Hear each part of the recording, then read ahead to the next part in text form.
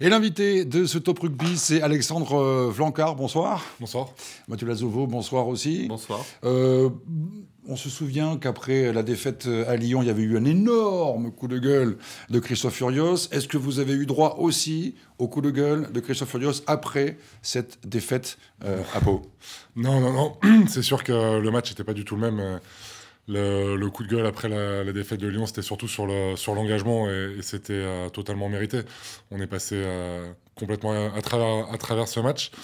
Cette semaine, ça n'avait rien à voir. On était présent, on a répondu présent sur le match. Malheureusement, c'est pas passé. Il y a eu beaucoup d'autres erreurs, mais en tout cas sur l'engagement et sur l'investissement des joueurs, tout le monde était présent. Justement, comme il s'est passé beaucoup de choses durant cette rencontre, Mathieu, on va peut-être tout de suite revenir sur le résumé de ce match avec donc cette défaite. Pardon, je rappelle le score. 29 pour Pau, 24 pour l'UBB. Le point de bonus défensif, c'était déjà ça. On va en reparler tout à l'heure. Mais tout de suite, le match avec... on va se tutoyer, tiens, allez hop. Allez, allons-y, pas de souci. Avec le résumé de la rencontre, alors aller à Pau, c'est pas facile ces temps-ci parce que les coups tournent bien. Et pourtant, ça va encore une fois bien démarrer. Je dis encore, Alexandre, parce que finalement, ce début de rencontre, il ressemble un peu aux autres. Une bonne première mi-temps, voire 20 bonnes minutes. L'entame est toujours bonne ces derniers temps. Ouais, mais en tout cas, là, sur le match, c'est vrai qu'on fait vraiment 20 très bonnes premières minutes. On prend le score, physiquement, on domine. C'était exactement ce qu'on voulait faire. Après, ça a été plus compliqué sur le reste du match, mais c'est vrai que les 20 premières minutes, on a vraiment dominé. Là, on est en début de rencontre. L'UBB qui mène 3-0. Il va y avoir, sur la 12e minute, le carton jaune contre Whitelock. Bref, l'Union Bordeaux-Bègles qui déroule dans ce début de rencontre. C'était quoi la consigne, justement, dans ce début de match? On sait que les Palois, vous attendez, ont été pris un peu au sol. Ils ont changé après de stratégie en cours à la mi-temps. Mais c'était le défi, c'était les prendre là-dessus. La stratégie, c'était simple. C'était surtout après le match de Lyon. C'était nous être direct, être présent dans le combat et les agresser. On sait que c'est une équipe qui est très frontale, qui a un peu un jeu de destruction, donc c'était aller les chercher là-dessus. C'est ce qu'on a réussi à faire au début, qu'on a plutôt bien fait, ouais. Alors là, on voit effectivement le carton jaune contre Whitelock, l'Union Bordeaux-Bègles qui mène 3-0. On va avoir le premier essai dans quelques instants, signé Mamadou Diaby. Donc les prendre d'entrée, c'était aussi un moyen de se rassurer après le petit match, j'allais dire, à Lyon. C'était important tout de suite de monter l'engagement. Au-delà de se rassurer, on avait à cœur, nous, de faire un gros match. On avait des choses à se prouver après cette déconvenue.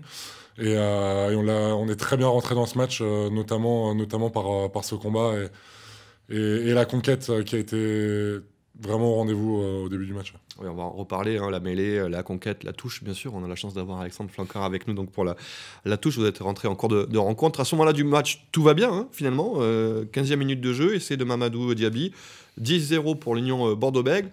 Et puis après, malheureusement, on va retomber un petit peu dans nos travers avec des petites fautes qui vont permettre aux Palois de revenir petit à petit grâce à des pénalités et de revenir à 16-9. Il y avait 16-9 pour l'Union Bordeaux-Bègles à la mi-temps. Qu'est-ce qui se passe à ce moment-là de la rencontre quand l'entame est bonne? Vous êtes à 10-0. Ouais, il y a surtout une grosse indiscipline sur tout le match, que ce soit les cartons, mais même dans le jeu au sol. À la mi-temps, on le dit, de moins les gratter, de moins mettre les mains, d'être plus, surtout que quand on était en place, c'est que c'était nous qui les mettions en danger, on les faisait reculer, ils perdaient les ballons. Malheureusement, on n'a pas réussi à le faire. On a été énormément pénalisés sur le match, 3 cartons jaunes, et on les a remis dans le match. Le premier carton jaune, on le voit à l'image, c'est celui contre Jefferson Poirot, peut-être un peu sévère quand même, parce que à aucun moment on va voir les ralentis, à aucun moment Jeff fait faute sur le joueur, Vautou, il a déjà essayé, voilà, on revoit les images, il y a eu 3 cartons jaunes dans cette seconde mi-temps. En tout cas, c'est vrai que Alexandre, alors on voit en même temps les images, vous voyez Jeff qui arrive, alors c'est vrai qu'il y a déjà essayé. Bon, je pense que vous revoyez les images là, c'est ça, Alexandre? Oui, l'essai de Jeff, moi je l'ai vu sur le grand écran au bord du terrain, c'est vrai que c'est compliqué. Après l'arbitre prend sa décision. Même là, je ne saurais pas dire si c'est mérité ou pas, mais le fait est que c'est le choix de l'arbitre avec l'essai de pénalité derrière et ça fait mal. Et cette pénalité, donc les Palois qui reviennent à 16-16, mais on va le voir aussi, il y a une pénalité importante qui va permettre à l'Union Bordeaux-Bègles. Quand même, quelque chose d'intéressant, Alexandre, c'est que vous vous retrouvez à 13 contre 15 avec les cartons jaunes successifs de contre Poirot et Petit. Et pas de points. Et pas de points, vous n'encaissez pas de points. Vous avez même remarqué 3 de plus juste après. Ouais. Donc ça montre quand même aussi la force de caractère. Ouais, mais clairement, c'est un peu ce que je disais au départ, sur ce match, on a montré qu'on était présent, qu'on avait du caractère, on s'est vraiment engagé sur ce match. Donc C'est une somme de détails qui font qu'on ne gagne pas ce match ce week-end, mais par rapport au match il y a 2 semaines, ça n'a rien à voir. Et les petits détails dont vous parlez, c'est lié au fait que vous manquez de matchs ? Certainement, après on ne cherche pas d'excuses par rapport à ça, mais effectivement on a eu 6 mois sans jouer, là on a eu peut-être un peu moins de matchs, donc forcément le début de saison fait qu'on a besoin de se retrouver, de se roder. On n'a pas notre jeu qui est totalement en place encore, on le sait. Maintenant, c'est des choses qui se corrigent. C'est que le début de la saison, il ne va pas falloir traîner. Mais on en a conscience et on travaille pour ça. On a vu quand même quelques belles séquences de la part de Lyon Bordeaux-Bègles, donc voilà, il faut être optimiste. C'était mieux à Pau qu'à Lyon déjà, donc vous montez en puissance. Oui, il faut être optimiste et nous on l'est, clairement, on sait ce qu'on veut, on sait ce qu'on est capable de faire. Maintenant, ce début de saison est un peu plus compliqué qu'on l'aurait espéré, mais ça fait partie du jeu et toutes les semaines on se remet au boulot, et surtout cette semaine pour être en forme, pour être prêt pour La Rochelle. On va parler de La Rochelle, oui. Ouais, parce qu'effectivement, là, on voit le dernier essai qui n'est pas anodin parce que déjà, il faut aller le chercher. Et il permet surtout d'accrocher un bonus défensif. Ouais. L'essai de Cordero avec le gros match de Romain Buros, quand même aussi à l'arrière, à signaler. Et puis là, on va voir la toute dernière action, puisqu'on est après la sirène. C'est un carton rouge contre Vautoux.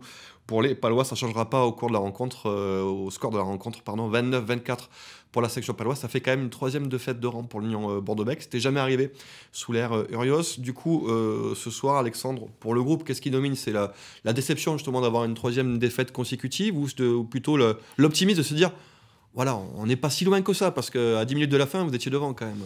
Non, c'est pas la 3e défaite parce que la Coupe d'Europe, voilà, c'est derrière nous, c'est fait et c'est balayé. Le gros coup dur a été il y a 2 semaines à Lyon, clairement. Là, maintenant, c'est au contraire la dynamique qui est positive. Comme je disais, on est reparti de l'avant, on est retourné au boulot avec beaucoup d'engagement. Et c'est réussir à rester sur cette lignée. Maintenant, il faut valider et ça commence dès cette semaine. Avec un match à La Rochelle important. On en parle tout de suite ? Moi, j'ai peut-être une dernière question sur justement ce qu'il faut travailler par rapport au match. J'ai peut-être fait déjà l'analyse vidéo aujourd'hui avec le staff, mais par rapport au match de Pau, et c'est quoi les priorités à travailler, les secteurs de jeu à travailler avant d'aller à De Flandre ? On n'est pas encore rentré dans les détails aussi poussés. La semaine est longue en plus. Le lundi, c'est récupération, c'est ça ? On récupère le lundi, c'est récup le matin c'est récup et muscu. Et l'après-midi, entraînement. On commence à préparer déjà le match de La Rochelle. Après, on a des réunions toute la semaine pour faire le point vraiment sur... que ce soit sur l'attaque, sur la défense, rentrer vraiment dans les détails. On a commencé à en parler, mais sans être très dans les détails encore. Comment vous le sentez le groupe là, par rapport justement après Lyon, après Pau, après l'échéance concernant La Rochelle qui arrive, plutôt confiant, un peu de doute encore, ou vous avez l'impression d'avoir enclenché la première, comme on dit ? Non, pour nous on a enclenché la première et ces matchs perdus sont derrière nous. On a vraiment à cœur d'aller faire quelque chose à La Rochelle et je pense que tout le groupe vit très bien, ça se passe très bien, ça bosse dur. Vraiment, les semaines sont qualitatives. Maintenant, il faut valider et le plus tôt sera le mieux. Et pour nous, ça passe par ce match à La Rochelle. Sauf que La Rochelle... Ça tourne voilà, c'est un silence qui en dit long quand même. La Rochelle, c'est un sacré morceau à domicile. Ils font un bon début de saison, ils sont en place et ça joue bien. On sait que ça va être très compliqué, mais on sait aussi que c'est à notre portée. Ça vous étonne justement le début de saison peut-être des Rochelais parce qu'eux aussi, il y a eu les 2 premières journées. Après, ils ont eu une coupure d'1 mois parce qu'ils avaient eu aussi un match reporté à domicile contre le Racing. On les a retrouvés à Bayonne la semaine dernière. On ne savait pas trop dans quel état ils étaient. Ils ont quand même montré une très très belle prestation. Reconfirmé face à une équipe de casse certes diminuée, ça sera sûrement plus difficile pour eux aussi face à Lyon Bordeaux-Bègles, mais voilà, 1 mois sans jouer, finalement, non, ils sont au point, quoi. Non, ça m'étonne pas, parce qu'on sait, on connaît leur qualité, on sait que c'est une équipe qui joue beaucoup, et ils n'ont pas perdu ça sur ce mois. Maintenant, on connaît leur potentiel, et c'est normal qu'ils soient à ce niveau-là. Il y a quelques anciens coéquipiers en plus. Ouais. Il y a quelques Parisiens, je crois, à La Rochelle. Vous avez retrouvé quelques têtes connues. Plutôt derrière, d'ailleurs.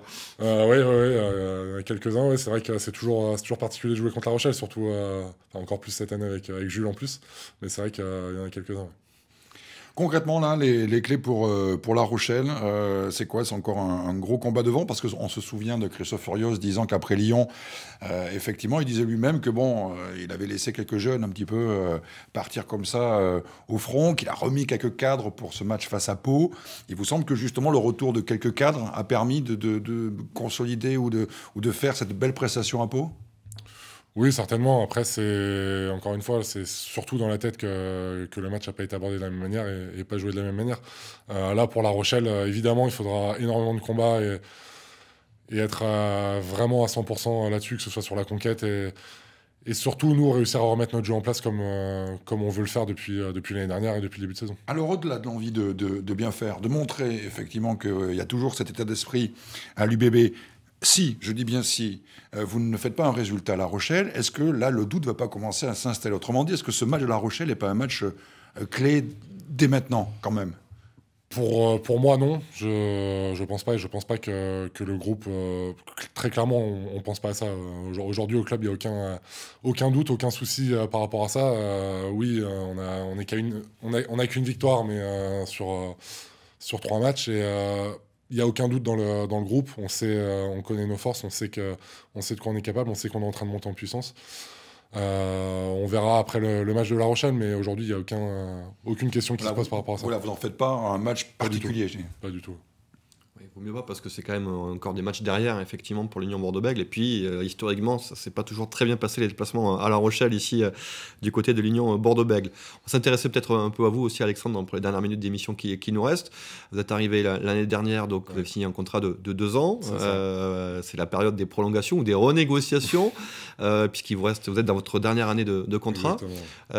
Aujourd'hui, où on en est, justement? Vous êtes en discussion avec le club? Oui, aujourd'hui, c'est assez simple. Il faut que je joue pour que ça avance. J'ai pas beaucoup joué sur le début de saison parce qu'un petit peu blessé avant Brive et après il y a eu la Coupe d'Europe, donc forcément ça a enchaîné globalement avec la même équipe. Maintenant, il me faut du temps de jeu pour prouver que j'ai ma place dans ce groupe et mon envie c'est de tout faire pour. Je sais que ça se décantera j'espère sur la fin de l'année de façon positive. En tout cas, moi je ferai tout pour rester à Bordeaux et pour en tout cas avoir l'opportunité de rester à Bordeaux. Votre objectif, c'est l'UBB? Oui, moi aujourd'hui, j'ai pas envie de bouger. Maintenant, il faut être au niveau. Je sais que j'ai les capacités pour et que je le serai. Il faut juste que j'ai du temps de jeu pour le prouver et que ça avance. C'est bien, c'est vrai, en même temps, quand on joue au rugby, de pouvoir faire des matchs, ça aide en même temps. Juste quelques mots sur ce rôle de leader de touche. C'est vrai que quand on regarde un petit peu l'entraînement à l'UBB, on est quand même assez sidéré par la rapidité avec laquelle effectivement sont annoncées les touches, les combinaisons, etc. Et c'est vrai que quand on est sur le bord du terrain, on comprend rien. C'est normal. C'est fait exprès. Parfois, il y en a sur le terrain qui ne comprennent pas non plus. Non, c'est sûr, surtout c'est vrai qu'à l'UBB, on s'entraîne, surtout le mardi, on s'entraîne vraiment sous pression. Et Julien, le coach des avants, aime ça, nous mettre sous pression, mettre du rythme pour finalement que ce soit, entre guillemets, facile sur le match. Donc moi, c'est quelque chose qui change aussi par rapport à ce que j'avais l'habitude de faire avant, mais c'est bien, ça fait réfléchir, ça fait avancer et ça fait bosser. Il y a combien de combinaisons de touches à peu près par match? Une quinzaine, je dirais. Ouais. À peu près. Et vous les connaissez toutes par cœur?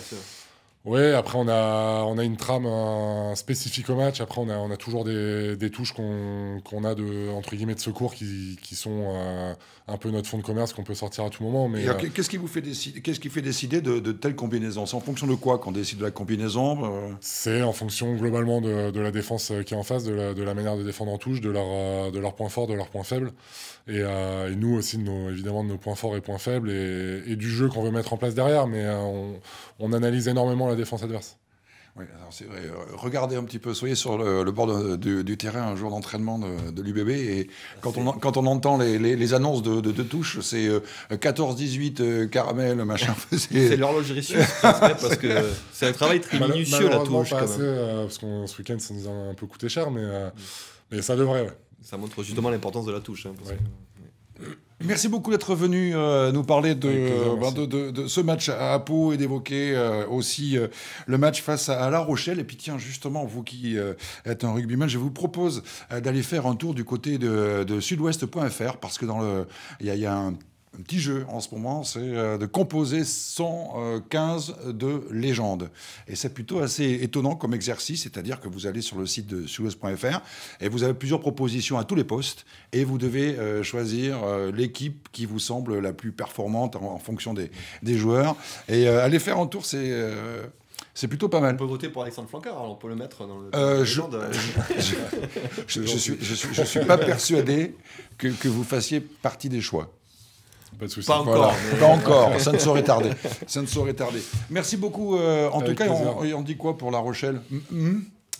Voilà. Ben voilà, on va dire ça. On va espérer que le match se joue déjà, hein, parce que bon, on ne sait commencer. jamais ces temps-ci, hein, donc 21h10. Bon, allez, on va terminer comme ça, on va croiser les doigts et puis on va assister à un beau match avec le résultat sur lequel nous reviendrons dès lundi prochain dans Top Rugby. Oui, nous serons avec Julien Lahirle, justement. On viendra le voir au CEVA Campus pour voir un peu comment c'est passé à chaud, hein, parce qu'on sera le lendemain, ce déplacement à La Rochelle qui promet. On va t'arrêter mon devant là. Oui, voilà, faites attention. Merci. Merci beaucoup. Bonne soirée. Allez, le rugby, on continue d'en parler. Cette fois, on va voir le point de vue des Palois, forcément différent. Restez avec nous. À tout de suite.